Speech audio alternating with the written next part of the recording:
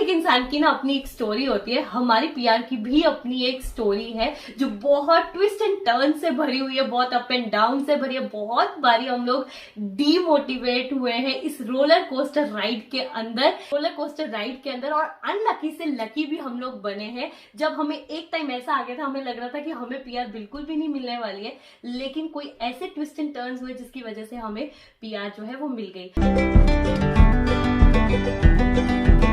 Hello guys, welcome to the channel. हम उम्मीद करते हैं आप सब अच्छी हेल्थ में होंगे।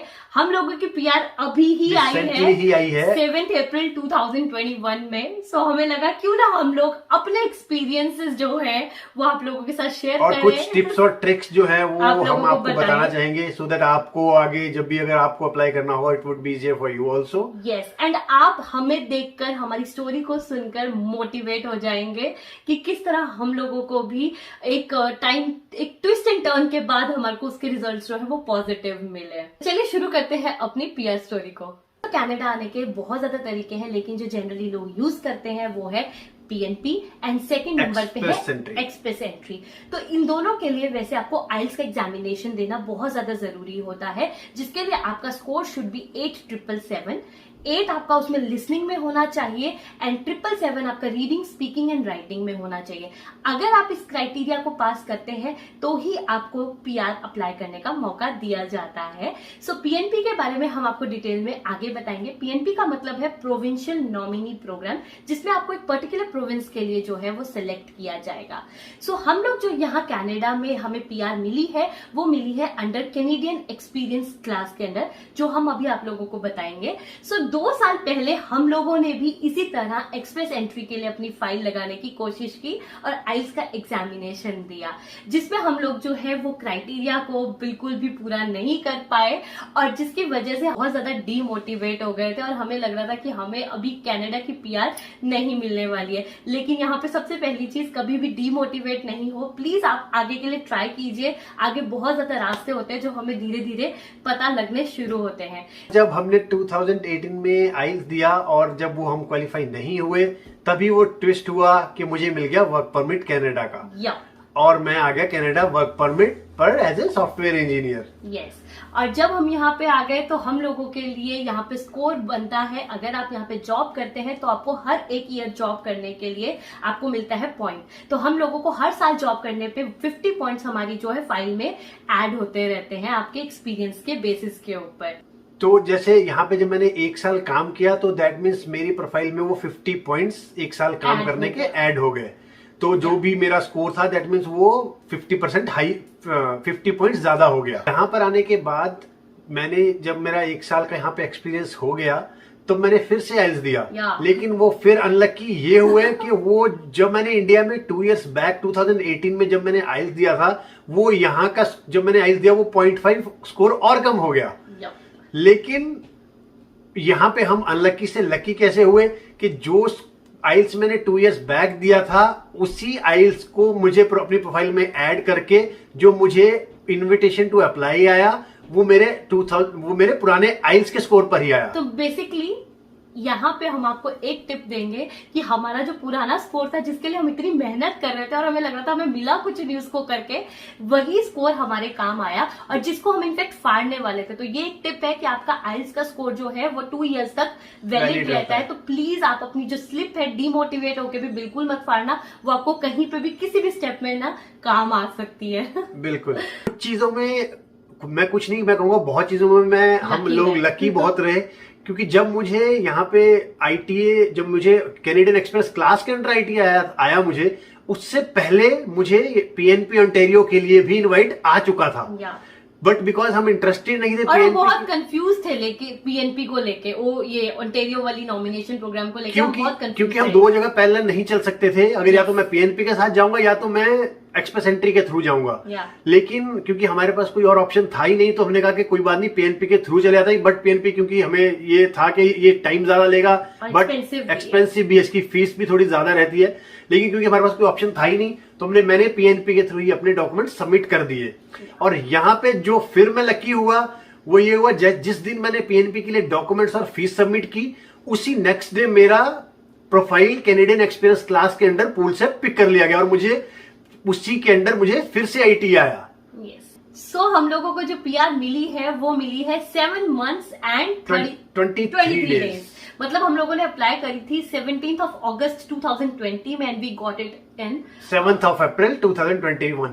या छोटी सी टिप आपको जरूर देना चाहेंगे कि आप जब भी कनाडा आने का मन बना लेते हैं, आप आइल्स का एग्जाम दे चुके हैं या देने वाले हैं, उससे पहले आपको एक काम करना है, वो है आपको वेस करवाना है। अभी वेस का मतलब है वर्ल्ड एजुकेशन सर्विसेज, मतलब ये वो ऑर्गेनाइजेशन है जो आपकी डिग्री, जो भी आपकी बैक होम की जो भी एजुकेशन होती है, ये उसे इवेल्युएट करते हैं कि एज पर कनाडा वो किस चीज के इक्विवेलेंट है। कौन सी डिग्री के इक्विवेलेंट है। एंड ये बहुत ही इंपॉर्टेंट स्टेप होता है। ये हम आपको टिप क्यों दे रहे हैं, क्योंकि आप उस वेस्ट में एटलीस्ट आपके 2 to 3 months लग जाते हैं मिनिमम। तो वो टाइम वेस्ट बाद में करने से अच्छा है आप पहले से ही उस प्रोसेस को शुरू कर दें, क्योंकि आपको पता ही है फाइनली आप लोगों को अप्लाई तो करना ही है कनाडा, क्योंकि वेस्ट वैलिड होता है 5 years के लिए। तो आप उससे कभी भी करवा सकते हो, ऐसा नहीं है। लेकिन जितना जैसे आप शुरू करो आइल्स देना या जो भी आप, जब आपका एक मन बन जाए कनाडा आने का, देन उससे आप ये वेस्ट सबसे पहले करवाओ। तो हम यही कहेंगे कि सबसे पहला स्टेप अगर आप करें आइल्स देने से पहले भी, वो है वेस्ट। तो आप वेस्ट अपना शुरू करवा दीजिए वंस यू हैव डिसाइडेड कि हमें कनाडा इमिग्रेट होना है। तो हमारा जो आईटीए आया under Canadian experience class, ITA मतलब इनविटेशन टू अप्लाई, वो आया 18th of May 2020 को। और जब आप लोगों के पास आईटीए आता है तो कुछ डॉक्यूमेंट्स की चेकलिस्ट होती है जो कि आप लोगों को सबमिट करनी होती है। तो पेंडेमिक से पहले वो टाइम पीरियड था 2 months, लेकिन ड्यूरिंग आफ्टर पेंडेमिक वो टाइम पीरियड कर दिया इन्होंने, सीआईसी मतलब कैनेडियन गवर्नमेंट ने वो कर दिया 3 months। क्या आप 3 months का टाइम है आपके पास डॉक्यूमेंट सबमिट करने के लिए। तो यहाँ पे भी हमें थोड़ा सा टाइम एक्स्ट्रा मिल गया, अपने डॉक्यूमेंट्स मिल गई यहाँ पे। हाँ, कि अपने डॉक्यूमेंट्स अरेंज करने के लिए हमें थोड़ा 1 month क्योंकि सीरियसली डॉक्यूमेंट्स को अरेंज करना ही सबसे टीडियस, सबसे ज्यादा टाइम लेने वाला काम होता है। ये जो चेकलिस्ट हम बात कर रहे हैं आईटीए वाली, वो हम स्क्रीनशॉट पे लगा लेंगे सो दैट आप लोग चेक कर सको कि क्या क्या डॉक्यूमेंट्स जो है वो रिक्वायर्ड रहते हैं पीआर के लिए। वो कुछ चेंज हो सकते हैं डॉक्यूमेंट्स, वो डिपेंड करता है इंडिविजुअल पे, कि जैसे जो मैरिड है उसके लिए तो आपको मैरिज सर्टिफिकेट लगाना पड़ता है, तो जो अनमैरिड है उसके लिए वो लेकिन वो जब आप चेकलिस्ट गो थ्रू करोगे तो जो भी डॉक्यूमेंट्स आपको वैलिड लगते हैं आप लोग उसको चेक कर सकते हैं। तो मेरा जो सबसे पहला टिप है आईटी आने के बाद वो रहता है पीसीसी, जो कि एक डॉक्यूमेंट चेकलिस्ट में आप देखोगे PCC, that is police clearance certificate. That means आपको इंडिया से पीसीसी करवाना पड़ता है कि आपका बैकग्राउंड वेरिफिकेशन हो चुका है एंड इट्स ऑल गुड। जो हम कनाडा से पीसीसी करवाते हैं वो कराते हैं बीएलएस के through. It's also an organisation जो कि हमें उनको कुछ डॉक्यूमेंट्स देने होते हैं, हमें ओरिजिनल डॉक्यूमेंट्स उन्हें नहीं देने होते हैं, हमें अपना पासपोर्ट की कॉपी देनी होती है, अपना फोटोग्राफ देना होता है, वर्क परमिट की कॉपी देनी होती है। लेकिन जब आप उनको कॉल करते हो बीएलएस को तो वो आपको सारा डिटेल में बता देते हैं कि आपको क्या क्या सबमिट करना है, क्या क्या डॉक्यूमेंट्स रिक्वायर्ड हैं आपको पीसीसी करवाने के लिए। सो इन शॉर्ट पीसीसी आपका सबसे पहला काम होना चाहिए once you got your ITA. And PCC के लिए आपको सबसे पहले जो पीसीसी है वो आपका इंडिया से भी होगा और कनाडा से भी होगा। अगर आप इंडिया से अप्लाई कर रहे हैं अभी तो आपको सिर्फ इंडिया का बैकग्राउंड क्लियरेंस चाहिए, लेकिन अगर आप कनाडा में हैं तो आपको दोनों का पीसीसी करवाना पड़ेगा। बट पीसीसी कनाडा करवाने में ज्यादा टाइम नहीं लगता है, वो विद इन 2 weeks इजिली हो जाता है, और मेरा तो विद इन अ वीक ही हो गया था। लेकिन पीसीसी इंडिया करवाने के लिए मुझे भी अराउंड 6 to 8 weeks का टाइम लगा था, जो कि अर्लियर जो ये पीसीसी होता था वो होता था आपका 15 और 2 weeks मैक्सिमम, और 2 or 3 weeks। इसलिए इन चीजों को देख के ही जो कनाडा गवर्नमेंट है उन्होंने ये टाइम पीरियड, डॉक्यूमेंट सबमिट करने का टाइम पीरियड 2 से 3 months कर दिया, क्योंकि पीसीसी करवाने में बहुत टाइम लोगों का जाने लगा। अब मैं आप लोगों को एक पीसीसी से रिलेटेड एक और टिप देना चाहूंगा, जो कि एक डॉक्यूमेंट सबमिट, जब मैंने डॉक्यूमेंट्स अपने सबमिट किए थे तो मैंने इंटेंशनली पीसीसी कनाडा जो मैंने करवा रखा था ऑलरेडी अपना और अपनी वाइफ का, तो मैंने अपनी वाइफ का पीसीसी कनाडा सीआईसी को सबमिट किया ही नहीं। वो ये देखने के लिए, क्योंकि मुझे लोगों ने ये बताया था कि जब एक बार आप अपनी फाइल लगा देते हो तो आपको उसके बाद ये पता नहीं चलता कि अब आपके फाइल के साथ क्या हो रहा है। वो अप टू डेट नहीं होती, इन्फॉर्मेशन पता चलता है लेकिन वो कहाँ एग्जैक्टली क्या है वो अपडेट नहीं होती है। तो मैंने वही जानने के लिए वो डॉक्यूमेंट दिया ही नहीं, सो दैट वो हमें पूछ सके कि आपका वो डॉक्यूमेंट आफ्टर 2 or 3 months मुझे कोई अगर उनको रिक्वायर्ड होगा तो वो मुझसे पूछेंगे और मुझे पता चलेगा कि मेरा प्रोसेस कहाँ पहुंच चुका है। और वो मेरे लिए बहुत फ्रूटफुल हुआ था, क्योंकि आफ्टर 3 मंथ्स मुझे उनका मेल आया कि आपने अपनी वाइफ का पीसीसी कनाडा सबमिट नहीं करवाया हुआ है, तो वो प्लीज सबमिट करवाएं। तो देन मुझे पता लग गया कि मेरा प्रोसेस चल ही रहा है, वो कहीं स्टक नहीं हुआ है। तो ये एक मेरा इंटेंशनली डॉक्यूमेंट ना सबमिट कराने का एक ट्रिक था, जो कि काफी ज्यादा हेल्पफुल रहा। चेकलिस्ट में एक सेकंड पॉइंट है, वो है प्रूफ ऑफ फंड्स, कि आपके अकाउंट में कितना पैसा है और कितनी आपके पास सेविंग है, वो दिखानी पड़ती है। तो मैंने जो उसका वो डिपेंड करता है आपके फैमिली साइज पे कि आपको कितना दिखाना होता है। तो मैंने जो दिखाया था, क्योंकि हम 3 लोग थे, तो मैंने $14,000 से $18,000 समथिंग और $20,000 समथिंग दिखाया था कि मेरे अकाउंट में इतना पैसा है। लेकिन क्योंकि आप जब हमने अप्लाई किया था कैनेडियन एक्सप्रेस क्लास के अंडर, तो आई गेस वो उन्होंने प्रूफ ऑफ फंड्स पे उतना फोकस किया ही नहीं था। लेकिन फिर भी just for the safer side हमने शो किया था कि हमारे अकाउंट में इतना बैलेंस है। अब मेरी आप लोगों को एक ये टिप रहेगी, जो लोग इंडिया या कहीं और कंट्री से अप्लाई कर रहे हो, कि आप लोग जितने भी, अगर आपके डिफरेंट अकाउंट्स हैं, डिफरेंट बैंक अकाउंट्स हैं, तो आप सारा पैसा एक अकाउंट में ट्रांसफर करो, सो दैट आपको जो एज ए स्टेटमेंट देना रहेगा बैंक का, वो आपको 3-4 बैंक्स के पास नहीं जाना पड़ेगा। आपको सिर्फ एक ही अकाउंट दिखाना पड़ेगा जिसमें आपके सारे प्रूफ, जिसमें आपके सारे फंड्स पड़े हुए हैं। इनफैक्ट हमें भी जो हमारा बैंक है, वैसे हमें स्टैंप करवा के ही सारी स्टेटमेंट्स लेनी पड़ती है, लेकिन हमने अब हमारे केस में वैसा नहीं किया था। हम लोगों ने सिंपल उसको डाउनलोड तो जैसे जब आप ऑनलाइन लॉग इन करते हो अपने अकाउंट में, तो मैंने वहीं से ही अपना स्टेटमेंट दिखा के, सेविंग्स अकाउंट और चेकिंग अकाउंट, जो भी सेविंग अकाउंट दिखा के मैंने वो स्टेटमेंट डाउनलोड करी और मैंने वहीं दिखा दी। तो वो भी आपके लिए टाइम सेविंग प्रोसेस हो सकता है, तो वो भी आप एक कर सकते हो। हाँ। मेन जो रहता है वो है रिस्पॉन्सिबिलिटीज, जो कि भी आपकी रोल्स जॉब्स एंड रही हैं, रिस्पॉन्सिबिलिटीज, जो कि मुझे बहुत टेडियस काम लगा था। क्योंकि जो मेरी प्रीवियस 3 ऑर्गेनाइजेशन थी, मुझे उन तीनों की ऑर्गेनाइजेशन के एचआर को मेल लिखना पड़ा। मैं वहां पे किसी को जानता नहीं था, मेरा कोई कलीग वहां पे कोई नोन काम नहीं करता था।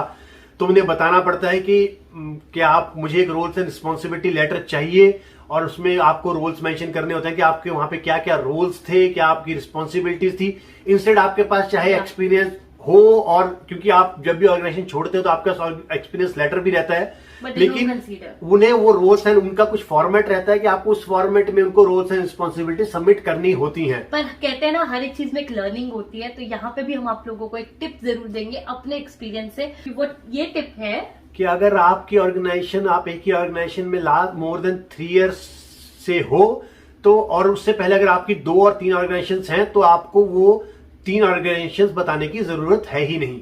तो आप सिर्फ जो भी आपकी लेटेस्ट ऑर्गेनाइजेशन है, आप उसी के बारे में बताओ। उससे क्या होगा, आपका जो प्रोसेस होगा वो स्पीड अप होगा। क्योंकि जो बैकग्राउंड वेरिफिकेशन होती है, वो आपकी सिर्फ उसी करंट ऑर्गेनाइजेशन पे होगी, ना कि आपकी प्रीवियस ऑर्गेनाइजेशंस पर। तो ये जो मेरा टाइम वेस्ट हुआ था थोड़ा ज्यादा, जो हम कह रहे हैं कि 7 मंथ्स 23 डेज लगे, वो शायद इसी कारण हमारा और डिले हुआ। तो हम लोगों को उम्मीद है कि हमारे जो टिप्स एंड ट्रिक्स हैं वो आप लोगों के लिए काफी ज्यादा यूजफुल रहेंगे, फ्रूटफुल रहेंगे। तो प्लीज आप इनको फॉलो कर सकते हैं जब आप अपने पीआर के लिए अप्लाई करें। और हमारी जर्नी से हम लोग इतना तो कह सकते हैं कि प्लीज डिमोटिवेट मत होइए, कभी भी कहीं के रास्ते आपके लिए खुले हो सकते हैं। कहते हैं ना, जो किस्मत में होता है वो कोई छीन भी नहीं सकता आपसे। तो अपने आपको ये मत समझिए कि आप अनलकी हो, ऐसा नहीं हो रहा है। तो जो मैंने बताया आपको, मैं बहुत बार यही सोचता था, लेकिन वो देखिए मैं कैसे अनलकी से लकी भी हुआ। और तो आपको डिमोटिवेट बिल्कुल भी नहीं होना है। यस, बस आपको हर टाइम चेक रखना है कि आपको क्या क्या करना है। प्रायरली आपको तैयारी करनी शुरू करनी है अपनी पीआर के लिए। All the very best for all those जो भी कनाडा में रहकर पीआर के लिए अप्लाई कर रहे हैं, और जो भी इंडिया से पीआर के लिए अप्लाई कर रहे हैं। हमारे टिप्स एंड ट्रिक्स आपके लिए यूजफुल रहे, और हमारी जो जर्नी है उससे आप मोटिवेट हो सके। और बिल्कुल ना सोचे कि कहीं पे भी आपकी जो चीजें है ना वो स्टक कर जाती हैं। ऐसा तो आपने ये नहीं सोचना है कि आप अनलकी हो तो आप कभी भी लक चेंज हो जाता है, तो इसलिए कभी भी ये मत सोचना कि आप अनलकी हो। या लास्ट में यही कहूंगी, अगर चैनल पे न्यू है तो प्लीज सब्सक्राइब जरूर कीजिएगा अलॉन्ग विद द बेल। और अगर आपको वीडियो अच्छा लगा है तो प्लीज लाइक कीजिएगा। आपको कोई भी क्वेरी है तो आप प्लीज कमेंट बॉक्स में हमसे पूछ सकते हो। यस, एंड आप हमें फॉलो भी कर सकते हो इंस्टाग्राम पे, अगर आपको कोई भी चीज कनाडा से रिलेटेड पूछनी हो। So bye everyone, take care, God bless you.